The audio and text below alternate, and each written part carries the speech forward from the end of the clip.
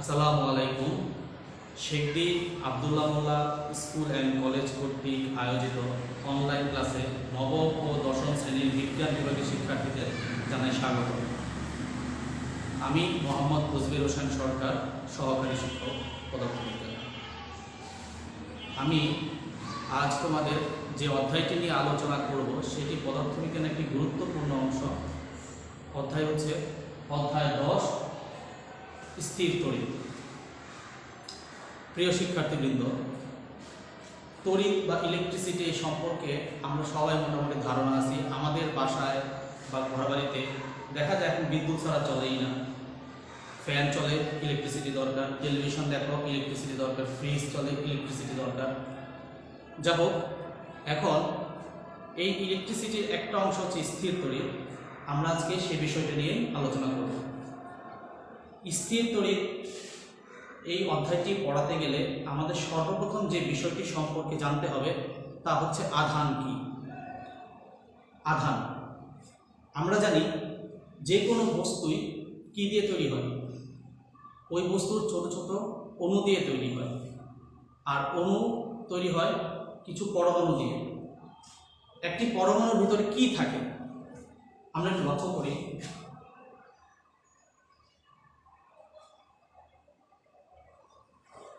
আমরা জানি পরমাণু দুটি অংশ, একটি হচ্ছে পরমাণু কেন্দ্র বা নিউক্লিয়াস, আরেকটা হচ্ছে কেন্দ্রের বহির্ভূত অংশ। এই কেন্দ্রের বহির্ভূত অংশে থাকে ইলেকট্রন।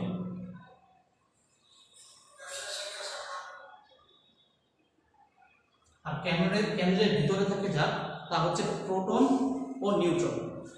এখন এই ইলেকট্রন, প্রোটন বা নিউট্রন কি এই সম্পর্কে তোমরা অষ্টম শ্রেণীতে জেনে এসেছ। তাছাড়া তোমাদের রসায়ন বইয়েও এই সম্পর্কে ধারণা দেওয়া আছে। তারপর আমি বলি সংক্ষেপে, ইলেকট্রন, প্রোটন বা নিউট্রন এগুলো হচ্ছে মৌলিক কণিকা।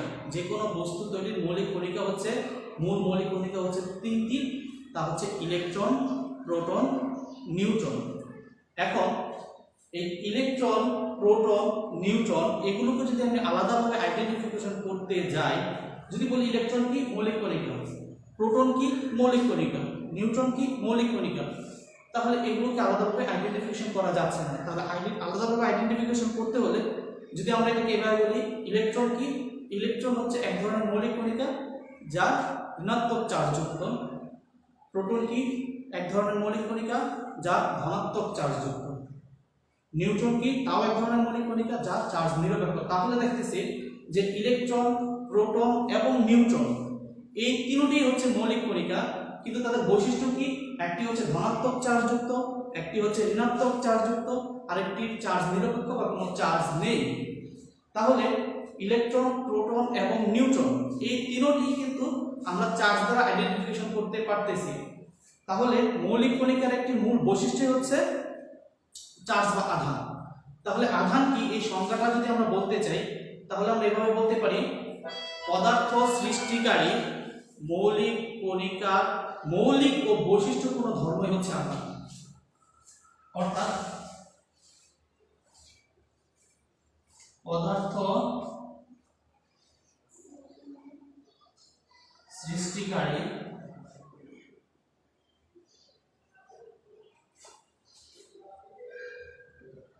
মৌলিক কণাসমূহের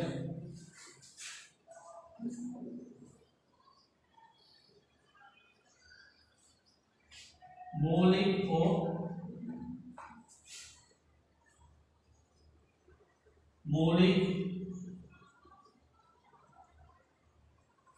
বৈশিষ্ট্যপূর্ণ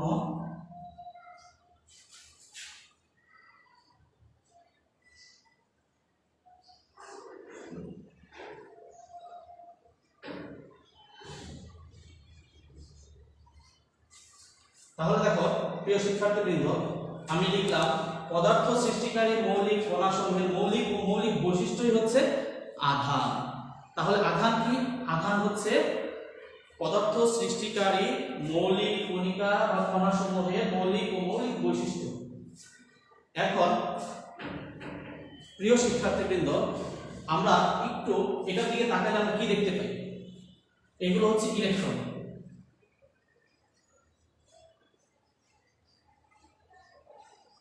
আর এই কেন্দ্রের ভিতরে আছে প্রোটন, এই কেন্দ্রের ভিতরে আছে নিউট্রন। এখন এই নিউট্রনে তো কোনো চার্জ নেই, তো চার্জ আছে কার? ইলেকট্রনের। কি চার্জ? ঋণাত্মক চার্জ। চার্জ আছে প্রোটনের। কি চার্জ? ধনাত্মক চার্জ বা ধনাত্মক আধান। তাহলে এখান থেকে আমরা বুঝতে পারতেছি আধান মূলত দুই ধরনের, একটি হচ্ছে ধনাত্মক আধান আর একটি হচ্ছে ঋণাত্মক আধান। ধনাত্মক আধান এবং ঋণাত্মক আধান এই দুটি হচ্ছে এই দুই প্রকারের আধান বিদ্যমান। এখন প্রিয় শিক্ষার্থীবৃন্দ, আমরা জানি পরমাণু কেন্দ্র বা নিউক্লিয়াস হচ্ছে ধনাত্মক আধান সম্পূর্ণ এবং তার বাহিরে যা আছে, কক্ষপথে যা আছে ইলেকট্রন, তা হচ্ছে ঋণাত্মক আধান সম্পূর্ণ। যখন আমরা এটাও জানি যে একটি পরমাণু চার্জ নিরপেক্ষ থাকে, অর্থাৎ পরমাণুতে যতগুলো ধনাত্মক আধান থাকে ঠিক ততগুলো ঋণাত্মক আধান থাকে। এখন এই যে যখন একটি বস্তু তড়িৎ হবে, অর্থাৎ ধনাত্মক চার্জে চার্জিত বা ঋণাত্মক চার্জিতে চার্জিত হবে, তখন কি হবে? তখন তার ইলেকট্রনের আদান প্রদান ঘটে, অর্থাৎ তড়িতের সৃষ্টি হয় ইলেকট্রনের আদান প্রদানের জন্য। প্রোটন সংখ্যা নির্দিষ্ট থাকে কিন্তু ইলেকট্রন কম বেশি হয়ে যায়, তখনই এটা তড়িৎগ্রস্ত, ওই বস্তুটা তড়িৎগ্রস্ত হয়। তাহলে তড়িৎ কি?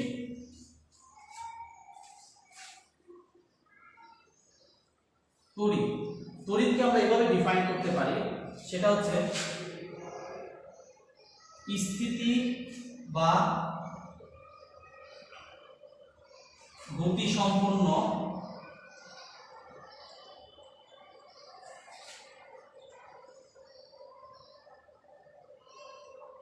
আধানের ক্রিয়া। তড়িৎ হচ্ছে স্থিতি বা গতি সম্পন্ন আধানের ক্রিয়া। দেখো, স্থিতি বা গতি সম্পন্ন আধান আমি কেন বলি? এখান থেকে আমরা তড়িৎকে দুইটা ভাগে ভাগ করতে পারি। কি কি? একটি হচ্ছে স্থির তড়িৎ, আরেকটি হচ্ছে গতিশীল তড়িৎ বা আমরা চলতড়িৎ বলে থাকি। এটা তোমাদের পরবর্তী অধ্যায়ে পড়ানো হবে, চলতড়িৎ। তো আজকে আমরা শুধু স্থির তড়িৎ নিয়ে আলোচনা করি। তাহলে স্থিতি বা গতিশীল গতি সম্পন্ন আধানের ক্রিয়া। তাহলে স্থির তড়িৎ হচ্ছে যেখানে আধান স্থির থাকবে, অর্থাৎ এক বস্তু থেকে অন্য বস্তুতে যাবে না, গতিশীল থাকবে, বা ওই বস্তু সব জায়গায় গতিশীল থাকবে না, এই ধরনের তড়িৎ হচ্ছে স্থির তড়িৎ। তো এই স্থির তড়িৎ সৃষ্টি হয় কিভাবে? স্থির তড়িৎ সৃষ্টি হয় মূলত ঘর্ষণের মাধ্যমে। একাধিক বস্তুর মধ্যে যখন ঘর্ষণ ঘটে তখন স্থির তড়িতের উৎপন্ন হয়। এখন একাধিক বস্তুর মধ্যে যে ঘর্ষণ ঘটবে সেটা নির্ভর করে কার উপর? আমি একটু আগে বলেছি যে ইলেকট্রনের তড়িৎ সৃষ্টি হতে গেলে ইলেকট্রনের আদান প্রদান দরকার। তড়িৎ সৃষ্টি হতে হলে কি দরকার? ইলেকট্রনের আদান প্রদান। তার মানে দুইটা বস্তু আমি সংস্পর্শে রাখলে যদি তাদের মধ্যে ইলেকট্রনের আদান প্রদান ঘটে তাহলেই তড়িৎ আহিত হবে বা তড়িৎ সৃষ্টি হবে, আদারওয়াইজ তড়িৎ সৃষ্টি হবে না। তাহলে একটা বস্তুর উপর আরেকটা বস্তু স্পর্শ করলেই কি তড়িতের সৃষ্টি হবে? না, সেক্ষেত্রে অবশ্যই ঘর্ষণ ঘটাইতে হবে। ধরো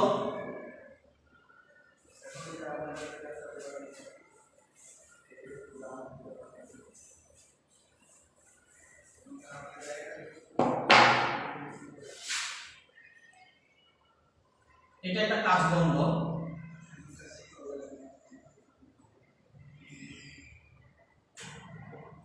আর এটা হচ্ছে একটা রেশমের কাপড়।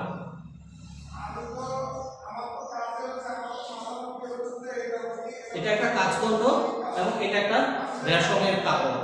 এখন এই কাচদণ্ডটাকে যদি আমি রেশমের কাপড় দিয়ে ঘষি তাহলে কি সৃষ্টি হয়? দেখো, কাচদণ্ডটাকে যখন আমি রেশমের কাপড় দিয়ে ঘষবো তখন কাচদণ্ড পজিটিভ চার্জে চার্জিত হবে আর রেশম নেগেটিভ চার্জে চার্জিত হবে। কারণ কি? কাচদণ্ড পজিটিভ চার্জে চার্জিত হবে, রেশম নেগেটিভ চার্জে চার্জিত হবে। এর কারণ হচ্ছে কাচদণ্ড থেকে রেশমের কাপড়ের ইলেকট্রন আসক্তি বেশি। কি বেশি? ইলেকট্রন আসক্তি। অর্থাৎ ইলেকট্রন আসক্তি বলতে আমরা বোঝাই একটা জিনিসের প্রতি আসক্ত হওয়া। যেমন অনেকেই দেখা যায় যে মোবাইলে ভিডিও গেমস খেলার প্রতি, মোবাইলে গেমস খেলার প্রতি আসক্তি আছে। তোমরা এখন অনেক ধরনের গেমস আছে, সেগুলোর প্রতি তোমাদের নেশা বা আসক্তি সৃষ্টি হয়। তো ঠিক তেমনি রেশমের ইলেকট্রন আসক্তি কাজদণ্ড থেকে বেশি হওয়ায় রেশম করে কি কাজদণ্ড থেকে ইলেকট্রন নিজের দিকে টেনে নেয়।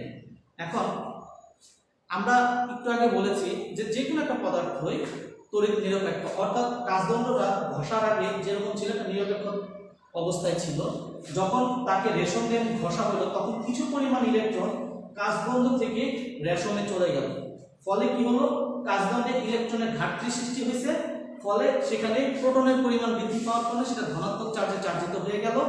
আর কিছু পরিমাণ ইলেকট্রন রেশমে চলে গেছে, কিছু পরিমাণ ইলেকট্রন কাজদণ্ড থেকে রেশমে চলে সেখানে আবার ইলেকট্রনের আধিক্য সৃষ্টি হয়েছে, যার জন্য রেশম হয়ে গেল তড়িৎ নিরপেক্ষ।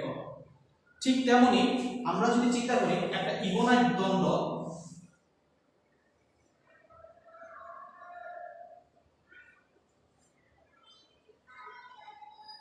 এটা একটা ইবোনাইট দণ্ড, তাকে আমরা একটা ফ্লানেল দিয়ে ঘর্ষণ করা গেল, ফ্লানেল। তখন এখন ইবোনাইট দণ্ড আর ফ্লানেলের ভিতরে ইলেকট্রন আসক্তি কার বেশি? প্রিয় শিক্ষার্থীবৃন্দ, ইবোনাইট দণ্ড এবং ফ্লানেলের ভিতরে ইবোনাইটের ইলেকট্রন আসক্তি বেশি হওয়ার কারণে ইবোনাইট হয়ে যাবে ঋণাত্মক চার্জযুক্ত এবং ফ্লানেল হয়ে যাবে ধনাত্মক চার্জ যুক্ত। তাহলে আমরা দেখলাম কিভাবে স্থির তড়িতের সৃষ্টি হয়, অর্থাৎ ঘর্ষণের ফলে মূলত স্থির তড়িতের সৃষ্টি হয়।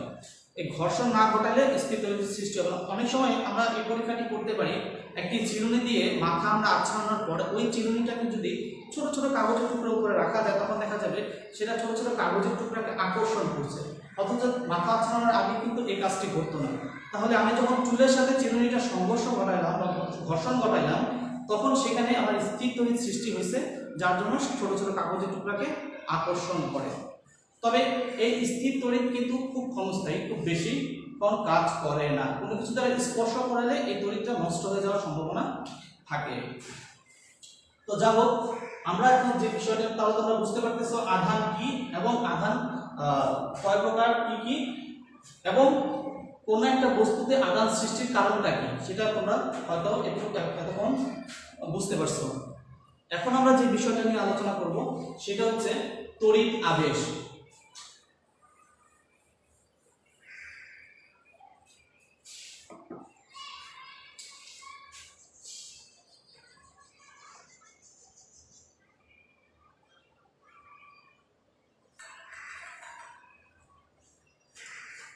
আবেশ, আবেশ জিনিসটা কি? আবেশ হচ্ছে একজনের উপর আরেকজনের প্রভাব সৃষ্টি করা। ধরো তুমি একজন খুব ভালো একটা ছেলে, তো তোমার যত গুণ আছে সব ভালো গুণ আছে। এখন তুমি কি করলে, বড় হওয়ার সাথে সাথে তোমার এলাকার দুইটা দুষ্ট ছেলের সাথে তুমি মিশলে, ফলবর্তীতে দেখা গেল ওদের সাথে মিশতে মিশতে তোমার কিছু দুষ্ট গুণ তোমার ভিতরে প্রবেশ করে গেছে। এই যে দুষ্ট ছেলেদের সাথে মিশে তোমার ভিতরে যে দুষ্ট গুণ প্রবেশ করে গেল, সেটাই হচ্ছে তারা তোমাকে আবেশিত করবে। তো আবেশ জিনিসটা হচ্ছে তারা তোমার উপর একটা প্রভাব বিস্তার করেছে। ঠিক তেমনি তড়িৎ যখন আরেকটা বস্তুর উপরে প্রভাব বিস্তার করবে তখন আমার আবেশ সৃষ্টি হবে। তাহলে আবেশের সংজ্ঞাটা আমরা একটু সুন্দরভাবে যদি দিই তাহলে হবে এইরকম। তো আবেশ করতে গেলে আমার দুইটা বস্তু দরকার হবে, একটা হচ্ছে আহিত বস্তু, আরেকটা হচ্ছে অনাহিত বস্তু। আহিত বস্তু হচ্ছে একটা চার্জিত বস্তু লাগবে, যে কোনো চার্জে চার্জিত হোক সেটা ধনাত্মক চার্জ হোক সেটা ঋণাত্মক চার্জ, যে কোনো চার্জিত একটা বস্তু, চার্জিত একটা বস্তু লাগবে। অপর একটা বস্তু লাগবে যার কোনো চার্জ নেই, অর্থাৎ চার্জ বিহীন একটা বস্তু লাগবে। এখন ওই চার্জিত বস্তুর প্রভাবে একটা অনাহিত বস্তুকে স্পর্শ না করিয়ে ক্ষণস্থায়ীভাবে চার্জিত করার প্রক্রিয়াই হচ্ছে তড়িৎ আবেশ। আমি একটু ব্যাখ্যা করি বিষয়টা, তোমরা দেখো। ধরো এটা একটা চার্জিত বস্তু এবং এটা ধনাত্মক চার্জে চার্জিত আছে। এখন ধনাত্মক চার্জে চার্জিত থাকার কারণে তার আশেপাশে একটা তড়িৎ ক্ষেত্র সৃষ্টি হবে। ওই তড়িৎ ক্ষেত্রের ভিতরে যদি আমি একটা অনাহিত বস্তু, অর্থাৎ এটার কোনো চার্জ নেই, অনাহিত বস্তু, এটা হচ্ছে চার্জিত বস্তু,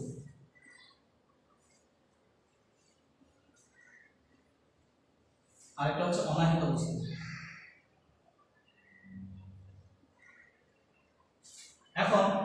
চার্জিত বস্তুর প্রভাবে এই অনাহিত বস্তুটাকে স্পর্শ না করায় যদি আমি ক্ষণস্থায়ীভাবে চার্জিত করতে পারি, তাহলে আমরা বলতে পারবো এটা এই অনাহিত বস্তুটা আবেশিত হয়েছে। এটা কি হবে? আবেশিত হয়ে ঋণাত্মক চার্জে চার্জিত হয়ে যাবে। ফলে কি হয়ে যাবে? এখন অনাহিত বস্তুটা কি হয়ে গেল? চার্জিত হয়ে গেল। তাহলে এই যে এই প্রক্রিয়ায় চার্জিত করার এই প্রক্রিয়াটার নামই হচ্ছে তড়িৎ আবেশ। আমি আরেকবার বলতেছি প্রিয় শিক্ষার্থীরা, মনোযোগ দিয়ে। একটি অনাহিত, একটি চার্জিত বা আহিত বস্তুর সাহায্যে স্পর্শ না করে একটি অনাহিত বস্তুকে ক্ষণস্থায়ীভাবে চার্জিত করার বা আহিত করার প্রক্রিয়া হচ্ছে তড়িৎ আবেশ। তো আমরা আবেশিত প্রক্রিয়ায় কিভাবে একটা অনাহিত বস্তুকে আহিত করব সেই প্রক্রিয়াটা আমরা একটু লক্ষ্য করি। আমি কিছুক্ষণ আগে দুটি দ্বন্দ্বের কথা বলেছিলাম, একটা হচ্ছে কাচদণ্ড আর একটা হচ্ছে ইবনাইট দ্বন্দ্ব। তো কাচদণ্ডকে আমি রেশন কাপড় দিয়ে ঘষার ফলে কাচদণ্ডটি কোন চার্জে চার্জিত হয়েছিল? ধনাত্মক চার্জে চার্জিত হয়েছিল। তো আমি ওই ধনাত্মক চার্জে চার্জিত কাচদণ্ডটিকে আমি এখানে স্থাপন করলাম।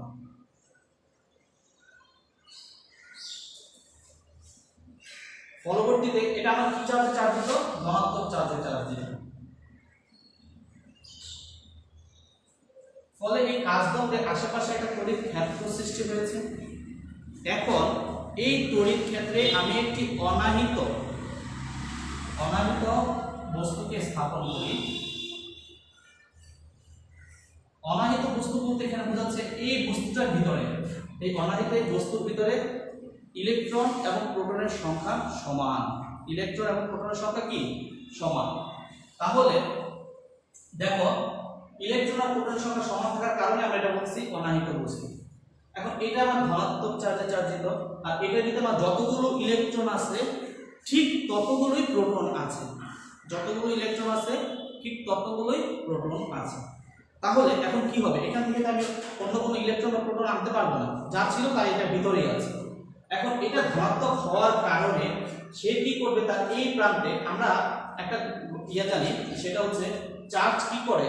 তার সমধর্মী আধানকে বিকর্ষণ করে এবং বিপরীতধর্মী আধানকে আকর্ষণ করে। তো বিপরীতধর্মী আধানকে আকর্ষণ করার জন্য আমরা লক্ষ্য করি এখানে আমার যে ইলেকট্রনগুলো আছে, ধরো ইলেকট্রন আছে, প্রোটন আছে, ইলেকট্রন আছে, প্রোটন আছে, ইলেকট্রন, প্রোটন,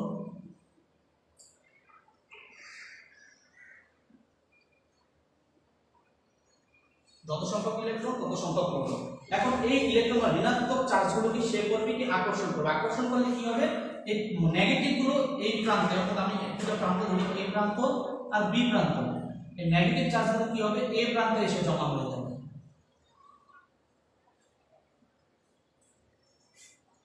আচ্ছা, নেগেটিভ গুলো কি হলো? একটা নির্দিষ্ট প্রান্তের দিকে চলে আসলো, যে প্রান্তের দিকে আমার ধনাত্মকের আধিক্য বেশি। আর এখানের যে পজিটিভ চার্জগুলো সেগুলো হলো কি? অপর প্রান্তে, অর্থাৎ আমরা বি প্রান্তের দিকে চলে গেল। এখন প্রিয় শিক্ষার্থীবৃন্দরা, তোমরা লক্ষ্য করো এখানে কিন্তু আমার চার্জগুলো কি হয়ে গেছে? বিন্যস্ত হয়ে নেগেটিভ চার্জগুলো এই আহিত বস্তুর প্রান্তে চলে আসছে এবং পজিটিভ চার্জগুলো অন্যদিকে চলে গেছে। কেন? কারণ আমার আহিত বস্তুটা ছিল পজিটিভ, তাই নেগেটিভ চার্জগুলো এই প্রান্তে চলে আসছে। এখন আমরা যদি এটার সাথে আমরা গ্রাউন্ডে সংযোগ করি, এই প্রান্ত বি প্রান্তটাকে আমরা গ্রাউন্ডের সাথে সংযোগ করি, গ্রাউন্ডের সাথে সংযোগ করে গ্রাউন্ড অর্থাৎ মাটি হচ্ছে বা ভূমি হচ্ছে ঋণাত্মক বা ইলেকট্রনের আধার। নিচের থেকে পড়বে কি? ইলেকট্রন উপরে উঠে আসবে। ভূমি থেকে ইলেকট্রন উপরের দিকে উঠে এসে যত সংখ্যক পজিটিভ চার্জ আছে সেগুলোকে নিউট্রাল করে দেবে। অর্থাৎ এই পজিটিভ চার্জ আর নেগেটিভ চার্জ, যত সংখ্যক পজিটিভ চার্জ আছে সবগুলো ইলেকট্রন নিয়ে এটাকে নিউট্রাল করে দেবে। নিউট্রাল করে দিলে আমার কি হলো? পজিটিভ চার্জগুলো নিউট্রাল হয়ে গেল, অর্থাৎ প্রশমিত হয়ে গেল। রয়ে গেল কি? রয়ে গেল এই নেগেটিভ চার্জগুলো। কোনগুলো রয়ে গেল? এই নেগেটিভ চার্জগুলো। এই নেগেটিভ চার্জগুলো এখন এই পুরো দণ্ডটাতে বিরাজ করবে। তো এখন অবস্থাটা দাঁড়াবে এরকম, যখন আমি এটা নিউট্রাল করে দেওয়ার পর আমি গ্রাউন্ড থেকে যদি এটাকে বাদ দিয়ে দিই, তখন কি হবে? পজিটিভ চার্জগুলো কিন্তু থাকবে না। না থেকে কি হবে? এই যে নেগেটিভ চার্জ, এই নেগেটিভ চার্জ পুরো দ্বন্দ্বতে ছড়ায় যাবে। তাহলে আমরা দেখলাম কি? একটা চার্জিত বস্তু, এটা আমার একটা চার্জিত বস্তু ছিল, ধনাত্মক চার্জে চার্জিত বস্তুর সাহায্যে একটি অনাহিত বস্তুকে আমি ঋণাত্মক চার্জে চার্জিত করব। কোন প্রক্রিয়ার মাধ্যমে? স্পর্শ না করে আবেশীয় প্রক্রিয়ার মাধ্যমে। ঠিক এভাবেই আমার আবেশ প্রক্রিয়াটা কাজ করে। তাহলে আমরা যদি এখানে আমি কাচদণ্ডের পরিবর্তে আমি যদি এখানে ইবোনাইট দণ্ড ব্যবহার করতাম বা নেগেটিভ চার্জিত বস্তু ব্যবহার করতাম, তাহলে অনাহিত বস্তুটা কোন চার্জে চার্জিত হয়ে যেত? অনাহিত বস্তুটি পজিটিভ চার্জে চার্জিত হয়ে যেত। তো শিক্ষার্থীবৃন্দ লক্ষ্য করো, আমার আহিত বস্তু যে চার্জে থাকবে পজিটিভ অথবা নেগেটিভ, আমার অনাহিত বস্তু তার বিপরীত চার্জে চার্জিত হচ্ছে। অর্থাৎ পজিটিভ থাকলে চার্জিত হবে নেগেটিভে, আর নেগেটিভ থাকলে চার্জিত হবে পজিটিভ। এখন এখান থেকে আরো দুটো জিনিস আমি একটু জানবো, সেটা হচ্ছে আবেশী আধান এবং আবিষ্ট আধান।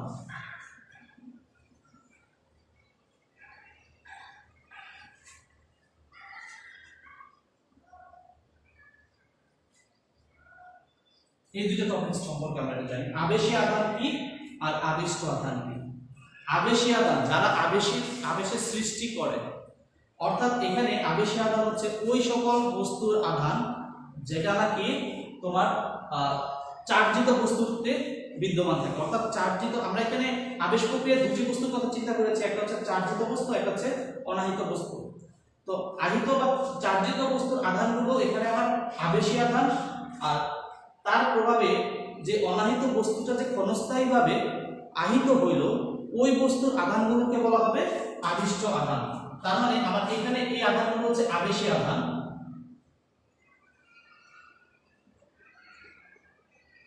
আর এই বস্তুর আধানগুলো হচ্ছে আবিষ্ট আধান। তো প্রিয় শিক্ষার্থীবৃন্দ, তোমরা হয়তো এখন বুঝতে পারছো আবেশী আধান কোনগুলো আর আবিষ্ট আধান কোনগুলো। যা হোক, আমি আজকে খুব অল্প কিছু অংশ তোমাদের দেখালাম। আশা করি তোমরা এটা বাসায় প্র্যাকটিস করবে বা তোমরা বইয়ের সাথে পড়বে, তখন তোমরা হয়তো বা এই কথাগুলো এবং বই পড়লে তোমাদের জিনিসটা বুঝতে অনেক সুবিধা হবে। তো আজকে এই পর্যন্তই, ধন্যবাদ।